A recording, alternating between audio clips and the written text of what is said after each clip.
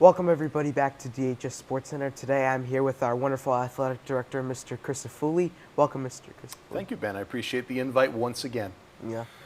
So first things first, we're going to talk about, how we talked about the fall transitioning to the winter season. Now we're going to do the winter season transitioning to the spring season. Perfect. But our spring season already just started.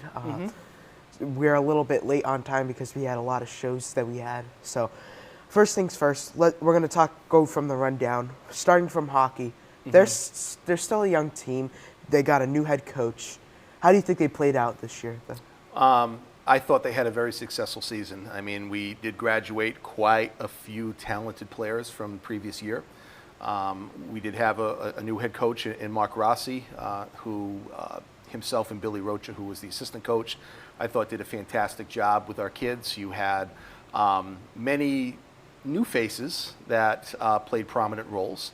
We do play a schedule that's very challenging, and we were able to qualify for the state tournament with a 500 record, and we were able to beat Diamond in the preliminary round, and then we went to Duxbury, who was the number 2 seed that had extreme amount of talent on the ice, and unfortunately we fell a little bit short, but very proud of the efforts of the coaches and the student athletes, and we're really looking forward to what next year brings. Yeah, personally, you could tell Duxbury in the past few years. Last year we got bounced by Duxbury, especially, and this year we got bounced by them again. This time was a big margin lead, but Duxbury against Dartmouth, it just seems like it's a hard time. We can't even beat Duxbury. They're a very talented team. I mean, we do play Duxbury in a couple of different sports. I know that traditionally we have played them in girls lacrosse. We do play them in volleyball. So we are competitive with them. They are, like I said, it's definitely a challenging opponent, but our kids and coaches have done a great job of being competitive with them. Yeah. So shifting gears from there, we're gonna go from boys basketball this year. I mean, what a year, you got to admit. Nick Simonetti coming in as head coach, leading his team to a 17-5 record. They were 17-5, which was their overall record. Overall record. Yep. And you got Hunter Madison, 1,000 points scored this season. The crowd erupts. What are your thoughts on the boys basketball season, honestly? I thought that season was the surprise of the winter. We do have a lot of talent, some of it being young. New coach that was in our program and competed as a student athlete. Then he was coaching with us, and then was promoted from JV to varsity. So, when you do come off an 8-12 season, and you do have some talent, and you do have kids that have played multiple years at the varsity level. And then with a new coach, you don't really know what to expect. I did expect that they would be competitive. However, I don't think any of us were expecting the record. Them winning our Southeast Conference, which was our first Southeast Conference championship in boys basketball since the conference was put together 4 years ago, I should say. So that was a great thing.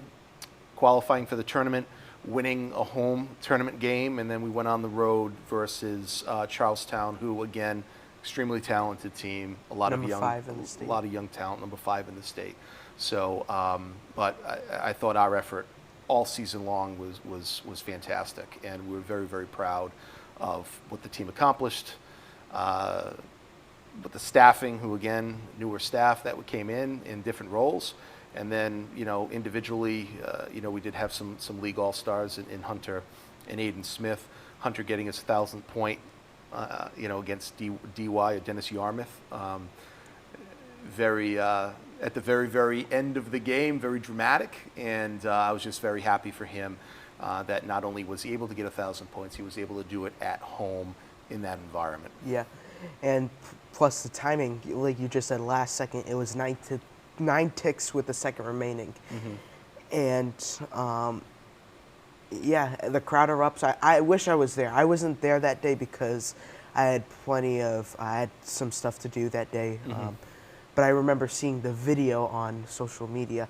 erupting, and I remember South Coast Varsity on Twitter, they posted about congratulations Hunter Madison for scoring his 1,000th point. And what's the quick question? What is the leading scorer here at Dartmouth, and how many points? Just how many points for the boys Yeah. side? I want to say it's Ryan Goyette, and he was in the range of 1,500 points.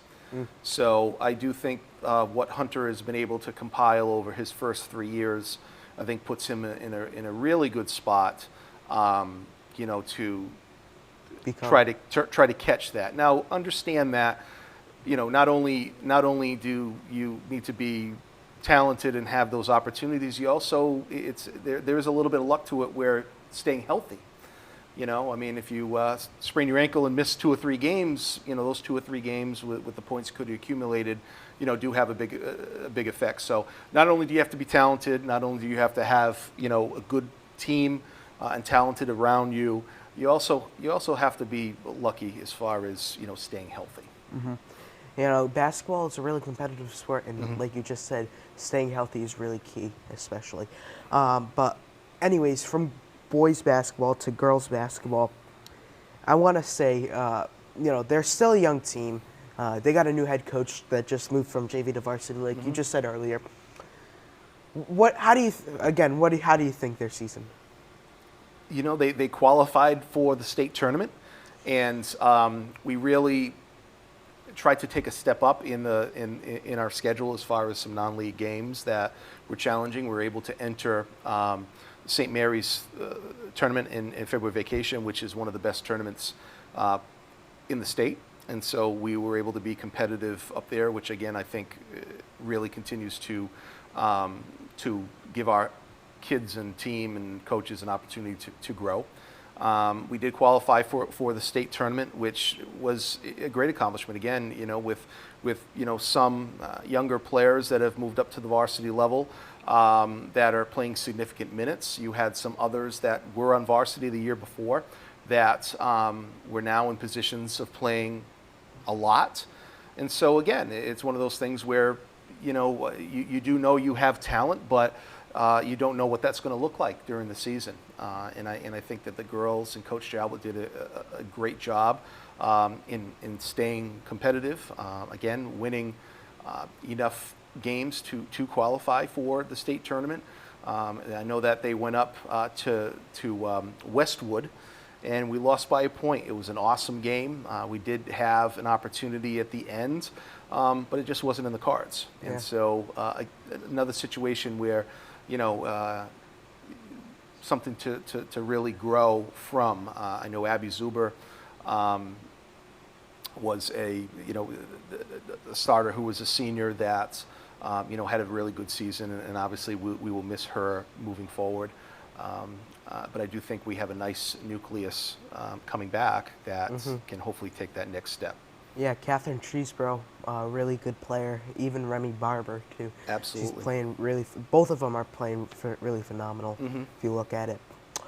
So moving on from there, we're going to go to boys and girls track. So boys track, you got Tyler Medeiros, who broke the school record this year, and so is Madison Stott once again.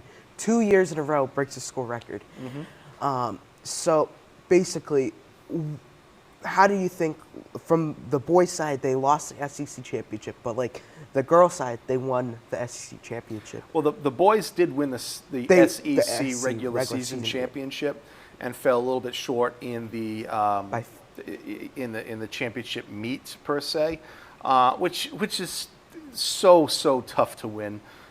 We have Brockton High School, which is one of the best indoor track programs in the state. Bridgewater Raynham is extremely competitive. New Bedford and Durfee do have a mix of some good athletes that can compete for those points in those events. So just being able to win the dual meet season was an awesome accomplishment. So they were again winners of the regular season. Fell a little bit short in the postseason. Kind of pivoting over to the girls' side, you're right. The girls, won the regular season championship, and then parlayed that with a championship the championship meet, which again, phenomenal accomplishment, especially with the competition that they're facing. And I know that, with Tyler and Maddie, you were able to mention two of our athletes that were very successful on both teams. There were so many others that were able to earn quite a few points, quite a few others that were extremely competitive, and many of which moved on to the state competitions, within our division. Mm-hmm. And like you just said, I thought honestly, weren't they undefeated? Both teams, they were undefeated in the regular season. Yes, both teams were. Yeah. Moving on from there, we're gonna go to the spring sports season, which already just started. We had a great start so far. I have to admit, softball, baseball, boys lacrosse, girls lacrosse. I think boys lacrosse is 2-1 now, right? Correct. Yeah. The only loss coming to Bishop Stang, because Graham White got ejected from that game. No, I wouldn't say ejected. Kidding. I think there's a rule if you accumulate so many, a certain amount of penalty minutes. Yeah. And again, it's unfortunately those things happen. I don't mean to make excuses. I'm just saying that right there. Yep. So after that, we for the girls lacrosse 3-0, right? Mm-hmm. 3-0 right now, and so far they played. No, I mean, if you look at the overall big picture of the spring season, we do have 370 student athletes that are playing amongst 10 different sports. I think, as far as those participation numbers, that is very, very good and strong.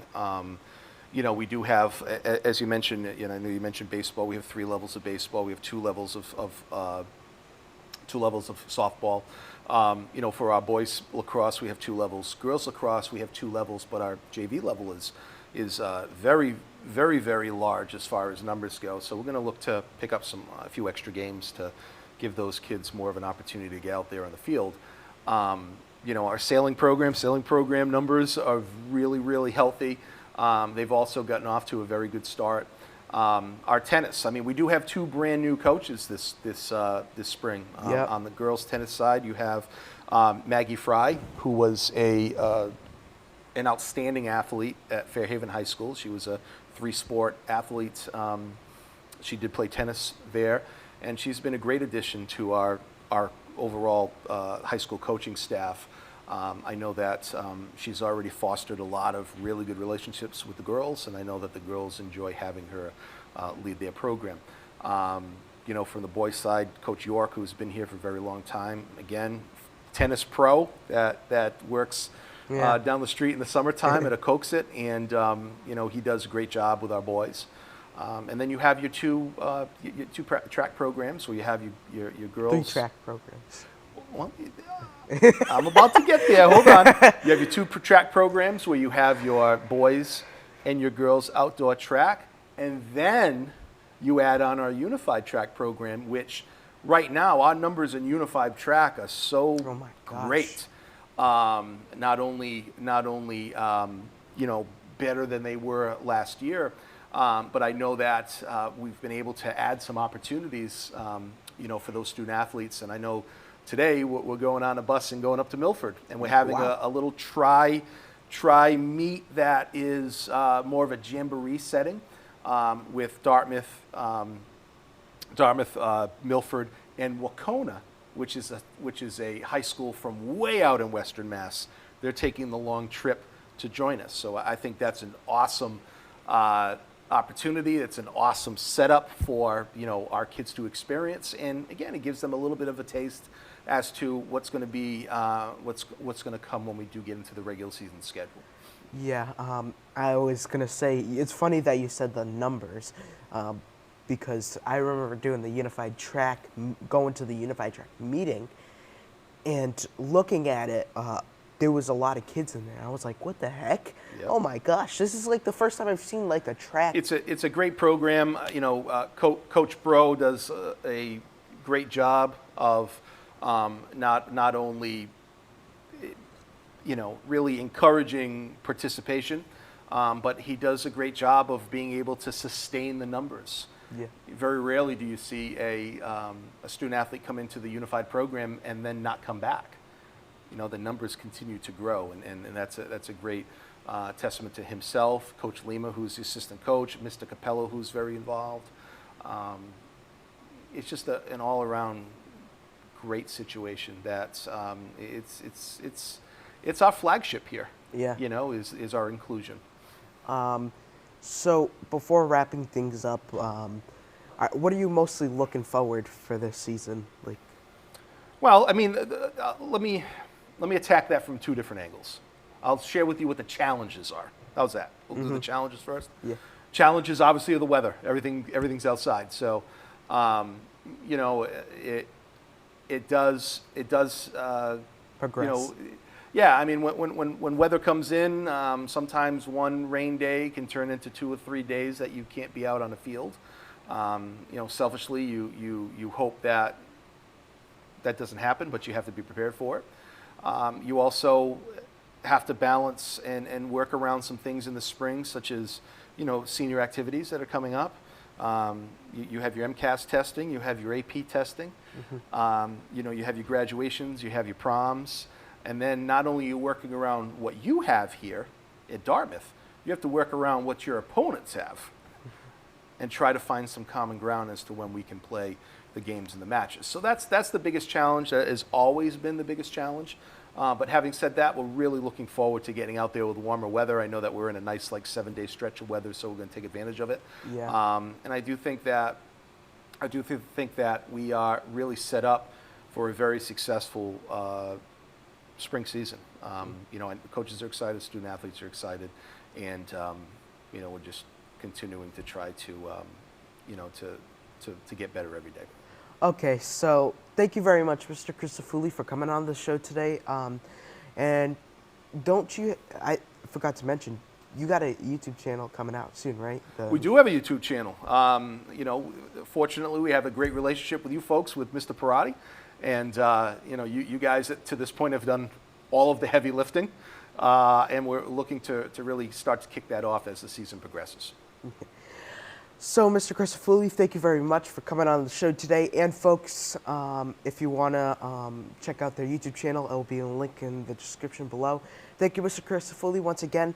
And we'll be back right after these commercial breaks. Do you like yummy snacks and cold beverages? There are a huge selection of chips.